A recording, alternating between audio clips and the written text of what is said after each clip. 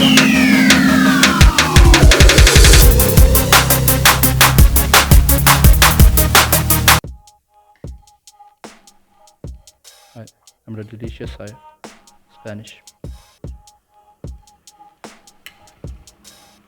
Delicious ആയ Spanish omelette ready ആയിട്ടുണ്ട്. Hello guys, welcome to my channel. ഇന്നും നമ്മളിവിടെ പരിചയപ്പെടാൻ പോകുന്നത് സ്പാനിഷ് ഓംലെറ്റ്. ഇതിനെ നമ്മളൊരു കേരളീകരിച്ചിട്ടാണ് നമ്മൾ ചെയ്യുന്നത്. നമ്മുടെ കേരള സ്റ്റൈൽ സ്പാനിഷ് ഓംലെറ്റ് എന്ന് തന്നെ പറയാം. ഇതിന് ആവശ്യമുള്ള ഇൻഗ്രീഡിയൻസ് എന്തൊക്കെയാണെന്ന് നമുക്ക് നോക്കാം. നമുക്ക് ആവശ്യമുള്ളത് മുട്ടയാണ്, പിന്നെ ഒരു ഫുൾ സൈസിൽ പൊട്ടാറ്റോ. എൻ്റെ കയ്യിൽ ഫുൾ സൈസിൽ ഇല്ലാത്തതുകൊണ്ട് ഞാൻ 2 പൊട്ടാറ്റോ ചെറുതെടുത്തിട്ടുണ്ട്. ഒരു ഫുൾ ഓണിയൻ, 2 ഗ്രീൻ ചില്ലി, പിന്നെ ആവശ്യത്തിന് വേണ്ടത് ഉപ്പാണ്. ഇത് നമുക്ക് ആവശ്യത്തിന് യൂസ് ചെയ്യാം. കുരുമുളക് പൊടി ആവശ്യത്തിന് യൂസ് ചെയ്യാം. പിന്നെ റെഡ് ചില്ലി പൗഡർ, പിന്നെ കേരളീകരിച്ചുകൊണ്ട് നമ്മുടെ കരിവേപ്പിലയും. നമുക്കിത് ചെയ്യാൻ വേണ്ടി ഒരു 1/2 ലിറ്റർ ഒലിവ് ഓയിലിൻ്റെ ആവശ്യം വേണം. ഞാൻ ഒലിവ് ഓയിൽ ഇല്ലാത്തതുകൊണ്ട് സൺഫ്ലവർ ഓയിലാണ് എടുത്തേക്കുന്നത്. നമ്മൾ കേരളീകരിച്ചുകൊണ്ട് കുറച്ച് വെളിച്ചെണ്ണയും കൂടെ എടുത്തിട്ടുണ്ട്. ഇതൊരു സ്പെഷ്യൽ ആൻഡ് ഡിലീഷ്യസ് ഫുഡാണ്. നമുക്കിതൊന്ന് ട്രൈ ചെയ്ത് നോക്കാം ഗൈസ്. അപ്പോൾ നമുക്ക് ആവശ്യമുള്ള ഇൻഗ്രീഡിയൻസ് കട്ട് ചെയ്തെടുക്കാം. ആദ്യം ഇത് ഉരുളക്കിഴങ്ങ് നമുക്ക് ആദ്യം അരിയാം. അത് കഴിഞ്ഞ് സവോള, അത് കഴിഞ്ഞ് നമുക്ക് ചില്ലി അരിഞ്ഞെടുക്കാം. സോ നമുക്ക് കട്ട് ചെയ്തെടുക്കാം. കട്ടിങ് ചെയ്യാൻ വേണ്ടി നമുക്കൊരു കട്ടിങ് ബോർഡ് എടുത്ത് ഉരുളക്കിഴങ്ങ് നമുക്കൊന്ന് നടുവേ കീറി സ്ലൈസ് ചെയ്ത് കൊടുക്കാം. നടുവേ കീറിയിട്ട് നൈസായിട്ടൊന്ന് സ്ലൈസ് ചെയ്ത് കൊടുക്കാം.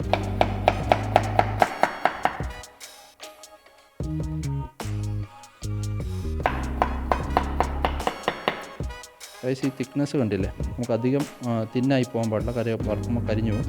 അതേപോലെ ഇങ്ങനത്തെ തിക്നെസ്സിൽ നമുക്ക് അരിഞ്ഞെടുക്കാം.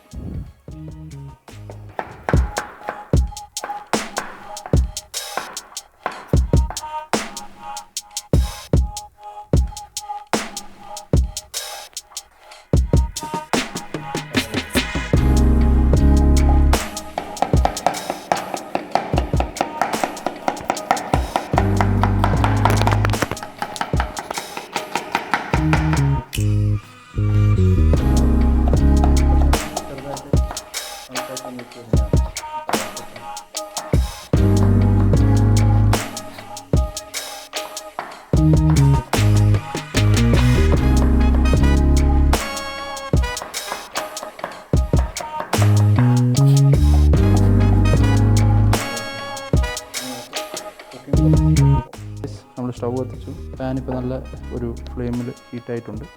നമുക്കിതിലേക്ക് വേണ്ടത് 1/2 ലിറ്റർ ഓയിലാണ്. നമുക്ക് ഒഴിച്ചു കൊടുക്കാം.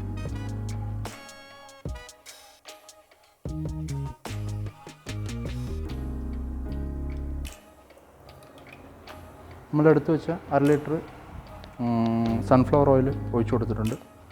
ഇനി നമ്മൾ ചെയ്യേണ്ടതെന്ന് പറഞ്ഞു കഴിഞ്ഞാൽ നമുക്ക് കട്ട് ചെയ്ത് വെച്ച ഓണിയൻ ഇതിലേക്ക് ഇത് ഹീറ്റായി കഴിയുമ്പോൾ നല്ല ഹീറ്റായി കഴിയുമ്പോൾ ഇട്ട് കൊടുക്കാം. അപ്പോൾ ഹലോ ഗൈസ്, നമ്മുടെ എണ്ണ നല്ലതായിട്ട് ചൂടായിട്ടുണ്ട്. നമുക്ക് ഈ സവോള ഇട്ട് കൊടുക്കാം.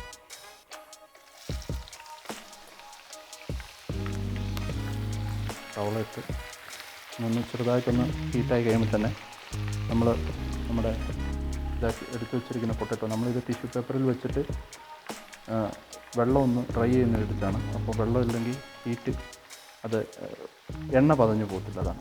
അപ്പോൾ നമുക്ക് ഇത് ഇങ്ങനെ ഇതിലേക്ക് ഇട്ട് കൊടുക്കും.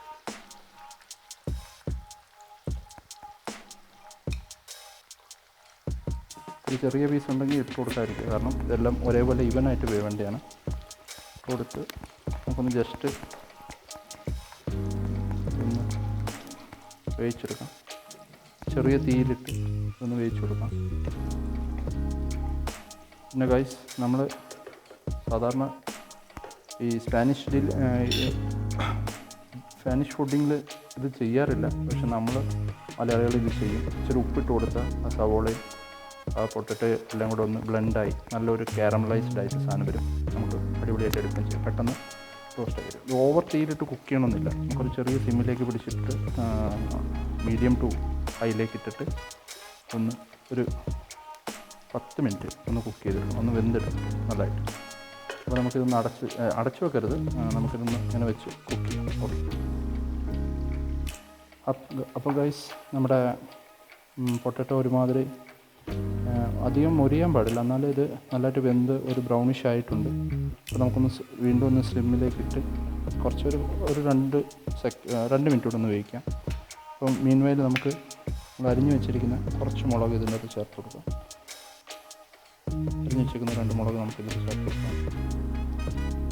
പിന്നെ കുറച്ച് മുളക് പൊടി കളറിന് വേണ്ടിയാണ്. പിന്നെ നമുക്ക് ഈ മുളക് ഇത് പിരിമുളകിൻ്റെ പൊടിയാണ്, എരിവൊന്നുമില്ല, എല്ലാവർക്കെല്ലാം ഇഷ്ടപ്പെടും. കുറച്ച് ഒരു 1/4 സ്പൂൺ മുളക് പൊടി ചേർത്ത് കൊടുക്കാം. എന്നിട്ട് സിമ്മിൽ വെച്ചിട്ട് വേണം ഇത് ചെയ്യാം. എന്നിട്ട് നമുക്കൊന്ന് ഇളക്കി കൊടുക്കാം. അപ്പോൾ ഈ പൊട്ടറ്റോയിൽ ആ കാരമലൈസ്ഡ് ആയ സവോളയും പൊട്ടറ്റോയുടെ ആ ഫ്ലേവർ ഇതിലേക്ക് വരും. ഇത് അധികം പിന്നെ ഇനി മൂപ്പിക്കേണ്ട ആവശ്യമില്ല. നമുക്കിത് ഇപ്പോൾ തന്നെ ഓഫ് ചെയ്യാം. ഏകദേശം ഇത് റെഡി ആയിട്ടുണ്ട്. നമുക്കിത് ഓഫ് ചെയ്ത് ഈ ഓയിലൊന്ന് ഡ്രൈൻ ചെയ്യാൻ വേണ്ടി വെക്കാം. ഓക്കെ ഗൈസ്, അപ്പോൾ നമുക്കിത് കോരി നമുക്കൊരു വേറെ പ്ലേറ്റിലേക്ക് മാറ്റാം. ഇത് റെഡി ആയിട്ടുണ്ട്, നൈസായിട്ട് വെന്തിട്ടുണ്ട്. അതേസമയത്ത് അധികം ക്രിസ്പി ആയിട്ടില്ല, നല്ല ഫ്ലഫി ആയിട്ട് നല്ല കാരമലൈസ്ഡ് ആയി. അതിൻ്റെ സവോളയുടെ ടേസ്റ്റ്, ഒരു ചെറിയ മധുരപ്പും മുളകിൻ്റെ ഒരു എരിവും, നമ്മുടെ കേരളക്കാർക്ക് ഒരു ഇച്ചിരി എരിവൊക്കെ ഉണ്ടൊരു കാര്യമില്ല, അതുകൊണ്ടാണ്. അപ്പോൾ ഗൈസ്, അടുത്ത നമ്മുടെ സ്റ്റേജിലേക്ക് കിടക്കുകയാണ്. നമുക്കൊരു ബൗളിലെടുത്തിട്ട് ഇതിലേക്ക് 6 മുട്ട പൊട്ടിച്ച്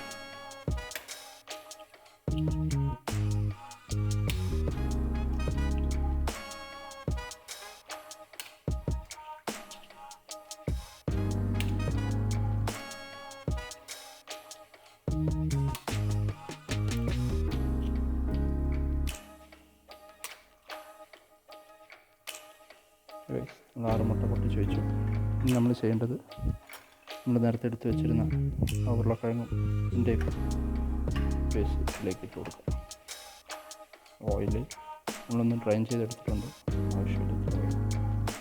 ഓയിലി ഇഷ്ടപ്പെടുന്നവർക്ക് കുഴപ്പമില്ല, നല്ലൊരു ഓയിലി ഫുഡാണ് ഇഷ്ടം.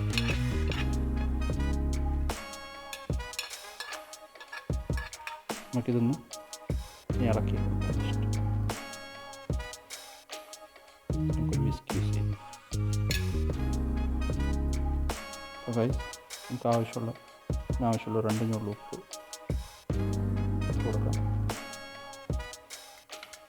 ഒരു 2 ഞുള്ളു കുരുമുളക് പൊടി. നമുക്കിതൊന്ന് ബീറ്റ് ചെയ്തെടുക്കാം. നല്ലതായിട്ട് ബീറ്റ് ചെയ്യണമെന്നില്ല, അത്യാവശ്യം ഒരു ഫോർക്കോ സ്പൂണോ വീട്ടിൽ അവൈലബിൾ അതിൻ്റെലേക്ക് ബീറ്റർ കൊണ്ട് തന്നെ ബീറ്റ് ചെയ്യണമെന്നില്ല, ഒന്ന് ജസ്റ്റ് ഒന്ന് ബീറ്റ് ചെയ്താൽ മതി, അധികം ഉടയേണ്ട. ബീറ്റ് ചെയ്ത് ഓക്കെ ഗൈസ്, നമ്മുടെ ഇതിപ്പം ബേസ് റെഡി ആയിട്ടുണ്ട് സ്പാനിഷ് ഓംലെറ്റിനുള്ള. ഇനി ഇതിലേക്ക് നമ്മുടെ നാടൻ ഏറ്റവുമായ കരിവേപ്പില. എന്താ രസം, കരിവേപ്പില കൊണ്ട് കണ്ടുകൊണ്ട്. ഇനി നമുക്കിതൊരു 10-15 മിനിറ്റ് ഒന്ന് റെസ്റ്റ് ചെയ്യാൻ റൂം ടെമ്പറേച്ചറിൽ വെക്കാം.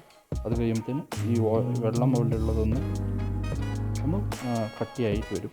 അപ്പോൾ നമുക്കത് എടുത്ത് ചുട്ടെടുക്കാം. ഓക്കെ, ഹലോ ഗൈസ്, അപ്പോൾ നമുക്ക് സ്പാനിഷ് ഓംലെറ്റ് ഉണ്ടാക്കാൻ വേണ്ടി നമുക്ക് ഒരു തവ വെക്കാം. മീഡിയം ടു ഹൈ ഫ്ലെയിമിലാണ് ഇത് വേവിച്ചെടുക്കേണ്ടത്. ആദ്യം ഒന്ന് തവ ചൂടായി കഴിഞ്ഞാൽ നമുക്ക് സ്പാനിഷ് എന്നൊക്കെ പേരുണ്ടെങ്കിലും നമ്മളിത് കേരള സ്പാനിഷ് ഓംലെറ്റ് ആക്കുന്നതുകൊണ്ട് നമുക്ക് നമ്മുടെ നാടൻ വെളിച്ചെണ്ണ ഒഴിച്ച് കൊടുക്കാം. ചില അധികം വെളിച്ചെണ്ണ വേണം. ഈ വേപ്പില ഞാൻ ഇട്ടത് ആവശ്യമുള്ളത്രയും, നിങ്ങൾക്ക് ആവശ്യമുള്ളത്രയും യൂസ് ചെയ്താൽ മതി. വേപ്പില അധികം കിടക്കുന്നതുകൊണ്ട് നമുക്ക് ആരോഗ്യത്തിന് നല്ലതാണ്. കണ്ടിട്ട് ഗൈസ്, നമ്മുടെ ഓംലെറ്റ് നല്ല രീതിയിൽ വെള്ളമൊക്കെ ഒന്ന് വലിഞ്ഞ് ഉരുളക്കിഴങ്ങൊക്കെ വലിച്ചെടുത്ത് കട്ട് ചെയ്ത് വന്നിട്ടുണ്ട്. നമുക്കിനി ഹീറ്റിംഗ് പാനിലേക്ക് ഒഴിച്ചു കൊടുക്കാം.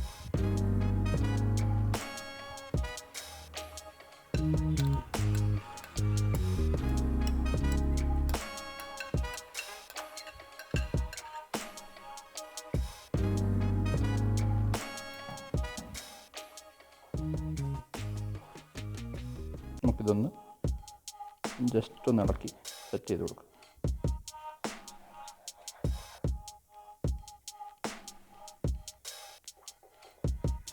എല്ലായിടത്തും ഒരേപോലെ ഡിസ്ട്രിബ്യൂഷൻ ആകുമ്പോൾ നമുക്കിതൊന്ന് സെറ്റ് ചെയ്ത് കൊടുക്കാം. എന്നിട്ട് നമുക്കിത് ഇത് മീഡിയം ടു ഹൈയിൽ മാത്രമേ ഇട്ട് വേവിക്കാവുള്ളൂ. അല്ലെങ്കിൽ അടിയൊക്കെ നമുക്ക് കരിഞ്ഞു പോകും. നമുക്കിതൊന്ന് സെറ്റ് ചെയ്ത് വേവിച്ചെടുക്കാം. നമുക്കിത് ഇങ്ങനെ ഒരു മാക്സിമം ഒരു 5 മിനിറ്റ് 6 മിനിറ്റ് കുക്ക് ചെയ്യേണ്ടി വരും. എന്നിട്ട് നമുക്ക് തിരിച്ച് വെക്കാം. അതുപോലെ ഗൈസ് നമുക്കിത് ഇടയ്ക്ക് ആയോന്നൊന്ന് ജസ്റ്റ് പറിച്ചിടാറായോന്നൊന്ന് ജസ്റ്റ് ഇതൊന്ന് പൊക്കി നോക്കിയാൽ മനസ്സിലാവും. അപ്പം ഈ സൈഡ് പൊക്കി നോക്കിയപ്പോൾ കുഴപ്പമില്ല. പിന്നെ വേറൊരു ട്രിക്സ് ഞാൻ പറഞ്ഞുതരാം. ഇച്ചിരി ഫ്ലേവറബിൾ ആക്കാൻ വേണ്ടി നമുക്ക് കുറച്ച് ബട്ടർ ഇതിന് സൈഡിൽ ഇട്ട് കൊടുക്കാം.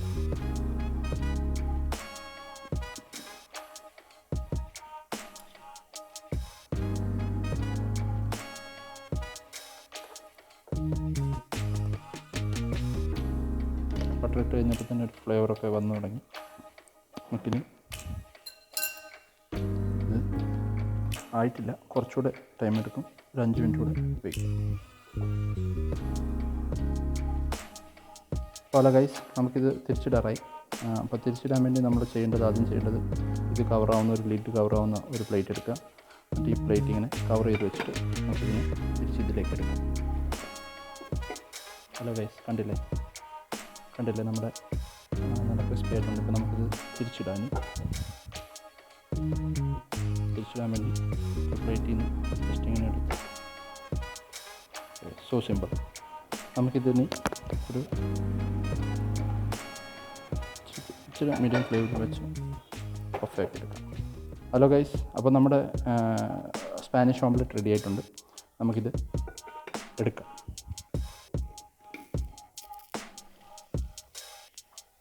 ഓക്കെ,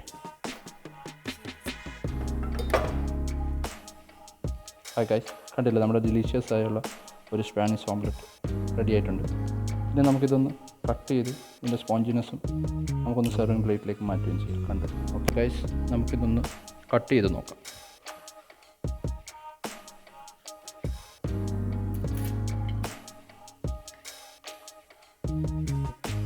നമ്മുടെ ഡിലീഷ്യസ്